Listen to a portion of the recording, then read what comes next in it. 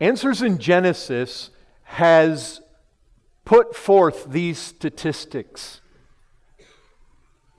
You may find them interesting. I do. 56% of Papa's generation go to church. 44% of my mother's generation go to church. 32% of Jeff's, he's in a different one from me. Well, he called me a young whippersnapper the other day or something. But 32% Jeff's age, 27% my age. I'm right there at the beginning of Generation X. It starts at 1965, and I just slipped in. I think it goes all the way to 80. But millennials, basically those from 1980, 18% attend church.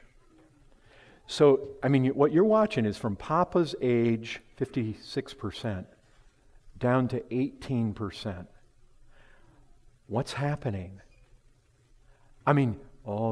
Scripture talks about there may be a great falling away before the end. What's happening in America? Well, just listen to this, because the statistics go further. Notice what they found.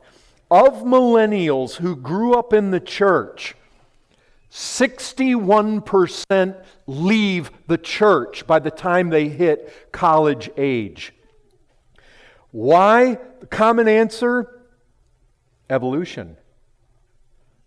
We heard millions of years. This is what they recognize. We hear millions of years taught in high school, elementary school, middle school, high school, but not only that. You know what else they're saying? And we heard it taught by many preachers. And you know why it's such a battle for their faith? Because they're being honest. The preacher says, well, it's okay to think this took millions of years. But you know what the problem is? These millennials read Genesis 1, and guess what they think they're hearing it say? That it was all done in 7 days. See, that is the problem. It sounds like it is saying something, and anybody that wants to take it seriously. You know what? Richard Dawkins says these sophisticated theologians who want to try to find like evolution in here, he says they're deluded. He says these creationists that are holding to what I am going to espouse, he said they're the ones, he said they're right. He's saying these other guys that are trying to find this they're deluded. Now you see, he thinks he's got us then, because he thinks that there's such irrefutable evidence for evolution, he calls it, evolution. The Brits say it right. But see, he thinks he's got us. It's like, you can't argue it. But he says at least the creationists have it right. These guys that are trying to toe the line between both, he says they're deluded. You can't do that. And he recognizes that. And you know what? The millennials recognize that too. Listen to what else. He said, of millennials who leave church, most heard the preacher teach that it's okay to believe in billions of years, which caused them to doubt the Bible. Of millennials still in the church that haven't left, when asked what, if anything, causes them to ever doubt the Bible the most, answer, the age of the earth is by far the biggest issue. Same millennials, when asked if they have had their Christianity challenged and said yes, they were asked at what point.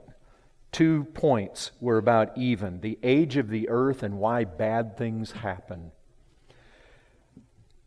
I tell you, these young people are being honest, and see, they recognize it. And you know what? This is the very thing Andy Stanley sees and is he's trying to come up with an answer for. He recognizes people are bailing out because scientific evidence, so-called science, is supposedly undermining this account.